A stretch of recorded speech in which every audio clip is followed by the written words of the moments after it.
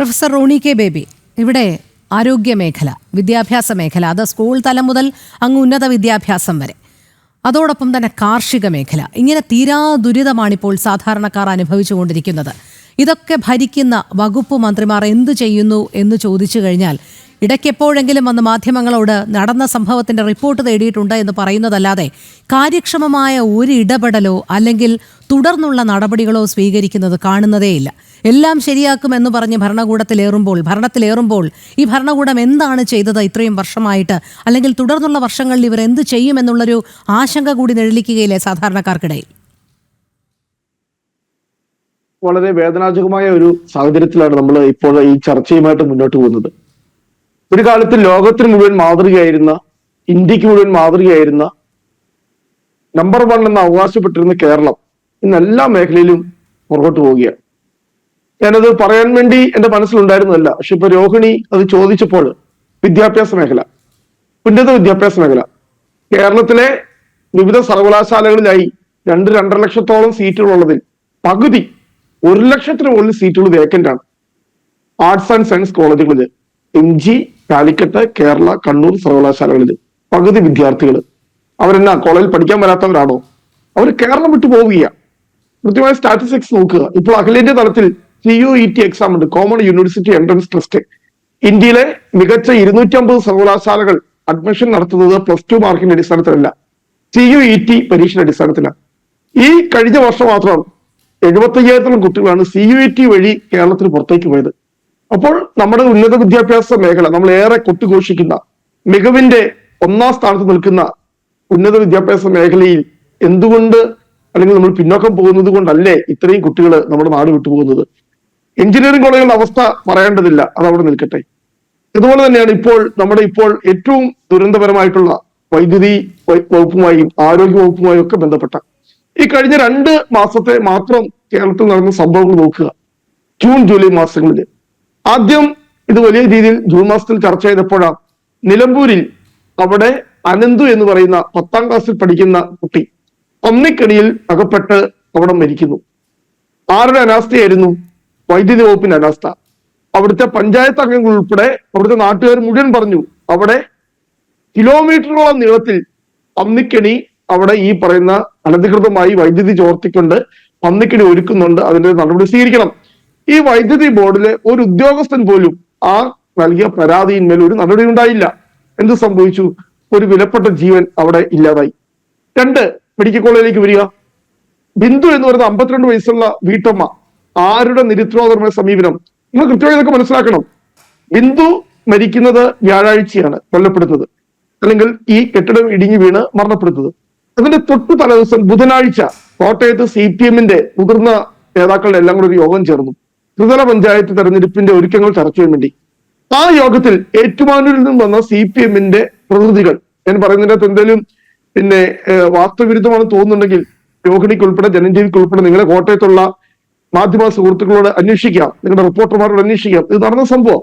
ഏറ്റുമാനൂരിൽ നിന്നുള്ള പ്രതിനിധികൾ പറഞ്ഞു, അവിടെ പുതിയ സർജിക്കൽ ബ്ലോക്ക് 500 കോടിയോളം രൂപ മുടക്കി പണി തീർത്തിരിക്കുകയാണ്, മെയ് മാസം തന്നെ അത് റെഡിയാണ്. പക്ഷെ എന്തുകൊണ്ട് ഈ രോഗികൾ അങ്ങോട്ട് ഷിഫ്റ്റ് ചെയ്തില്ല? വീണ ജോർജ് എന്ന് പറയുന്ന മന്ത്രിയുടെ സൗകര്യത്തിന് വേണ്ടി, അവർക്ക് ഉദ്ഘാടനം ചെയ്യാൻ വേണ്ടി, അവര് ഒരു ജില്ലയിൽ വന്നാൽ 3-4 ഇടത്ത് ഒന്നിച്ച് ഉദ്ഘാടനം ചെയ്താണ് പോകുന്നത്. ഇപ്പോൾ കോട്ടയം ജില്ലയിലെ ഷെഡ്യൂൾ ആകുന്നതേ ഉള്ളൂ. അപ്പോൾ അങ്ങനെ വരുമ്പോൾ അത് ഓഗസ്റ്റ് സെപ്റ്റംബർ മാസത്തിലാകും. ഇപ്പോൾ മന്ത്രിയുടെ സൗകര്യത്തിന് വേണ്ടി മാത്രം 2-3 മാസം പണി പൂർത്തീകരിച്ച് മുഴുവൻ സംവിധാനം പൂർത്തീകരിച്ച നമ്മൾ ആ ദുരന്തമുണ്ടായ അന്ന് രാത്രിയിൽ, ബിന്ദു മരണപ്പെട്ട അന്ന് രാത്രി 10 മണിക്ക് ഓർഡർ വന്നു. ഏതാ?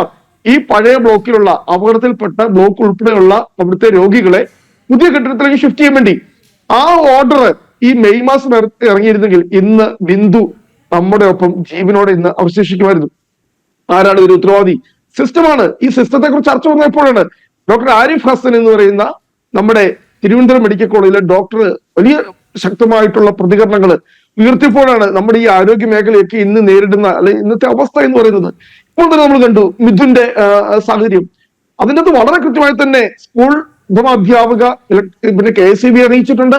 KSEB അവിടുത്തെ സ്കൂൾ മാനേജ്മെന്റിന്, കാരണം മാനേജ്മെന്റ് പെർമിഷൻ വേണം, ആ സ്കൂൾ മാനേജ്മെന്റിന് കത്ത് കൊടുത്തു. അവിടെ ഒരു പുതിയ ഇലക്ട്രിക് പോസ്റ്റ് ഇടണം, 2 ഭൂമിക്കടിയിൽ കൂടി കേബിൾ വരിക്കണം.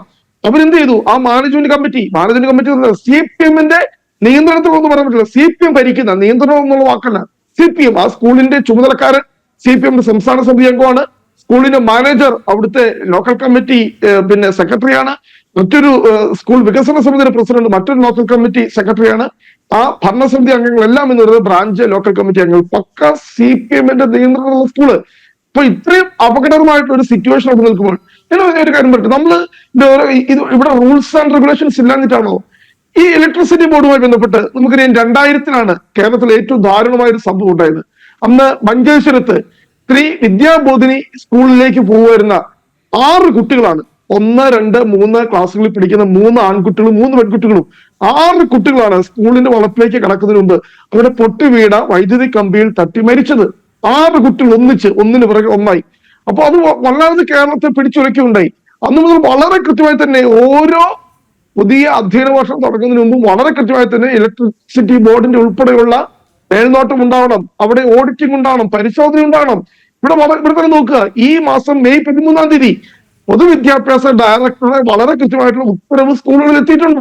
മെയ് മാസം 13-ന് ആ ഉത്തരവിൽ 9-ാം നമ്പറായി കൃത്യമായി പറയുന്നുണ്ട്, സ്കൂൾ കോമ്പൗണ്ടിലുള്ള ഇലക്ട്രിസിറ്റി ലൈനുകൾ അല്ലെ ഇലക്ട്രിക് ലൈനുകൾ അതെല്ലാം കൃത്യമായി അതിന്റെ ഇപ്പോഴുള്ള ഗുണനിലവാരം പരിശോധിച്ച് അപകടാവസ്ഥയിലാണെങ്കിൽ ഇതൊക്കെ കാണുന്നുണ്ടല്ലോ. നമ്മൾ റെയിൽവേ ട്രാക്കിലൂടെയൊക്കെ എത്ര മണിക്കൂർ ഇടപെട്ടതിന് എന്ത് ചെയ്യും, അവിടെ അതുമായി ബന്ധപ്പെട്ട റെയിൽവേ ട്രാക്കിൽ എന്തെങ്കിലുമൊക്കെ അപകട സാധ്യതയുണ്ടോ എന്ന് മോണിറ്റർ ചെയ്യാനുള്ള സംവിധാനമുണ്ട്. അതുപോലെ ഈ ഞാൻ ഇവിടെ ബഹുമാനപ്പെട്ട ജയസൂര്യൻ ഇവിടെ ചൂണ്ടിക്കാണിച്ച വളരെ പ്രസക്തമായ കാര്യമാണ്. ഇത്രയും ഭീമമായ ശമ്പളം മേടിച്ചുകൊണ്ട് അല്ലെങ്കിൽ ഈ ഇലക്ട്രിക് ലൈനുകളിലേക്ക് ഒടിഞ്ഞു വീഴാൻ സാധ്യതയുള്ള മരങ്ങളുണ്ടോ അവ വെട്ടിമാറ്റണം. അത് ആരുടെ ജോലിയാ? KSEBിയുടെ ജോലിയാ. നമ്മുടെ നിന്ന് ഓരോ യൂണിറ്റിനും ഇത്ര രൂപ മുടക്കി ഒരു ശരാശരി കുടുംബത്തിൽ പോലും 1000, 1500 രൂപ വെച്ച് ഇവിടെ ഭീമമായ വൈദ്യുതി ചാർജ് ഈടാക്കുന്നുണ്ടല്ലോ.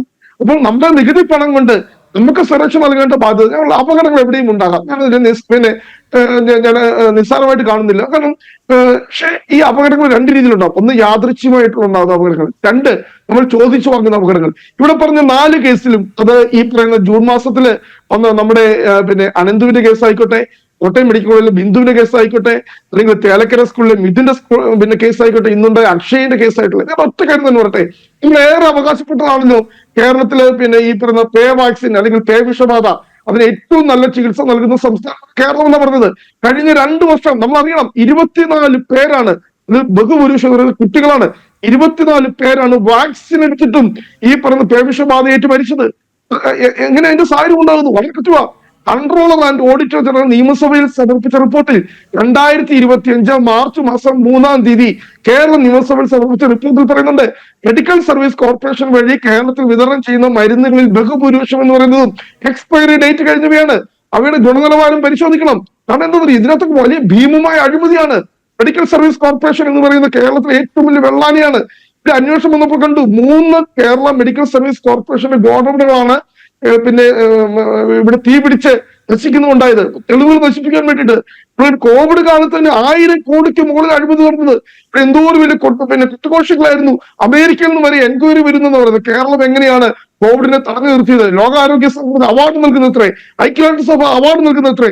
അതിനുശേഷമാണ് കണക്കുകൾ മൊത്തം പുറത്തു വന്നത്. 1040 കോടി രൂപയുടെ അഴിമതിയാണ് കോവിഡ് കാലത്ത് കേരളത്തിൽ നടന്നത്. നമ്മുടെ ആരോഗ്യ മേഖല തരിപ്പണമായിരിക്കുന്നു. എന്താ പുതിയ കണക്കുകൾ? 700-ൽ പരം പ്രാഥമിക ആരോഗ്യ കേന്ദ്രങ്ങൾ തകർച്ചയുടെ വക്കിലാണ്. ഇപ്പോൾ ഈ സ്കൂളുമായി ബന്ധപ്പെട്ട് സ്കൂളിൽ എത്ര സ്കൂളുകൾക്ക് ഫിറ്റ്നസ് സർട്ടിഫിക്കറ്റ് കേരളത്തിൽ ഉണ്ട് എന്ന് വിവരാവകാശ നിയമപ്രകാരം ജൂൺ മാസം 3-ാം തീയതി അപേക്ഷ വെച്ചിട്ട് പോലും ഇതുവരെ ഒരു കണക്കുകളിലെ ഇവരുടെ കയ്യില്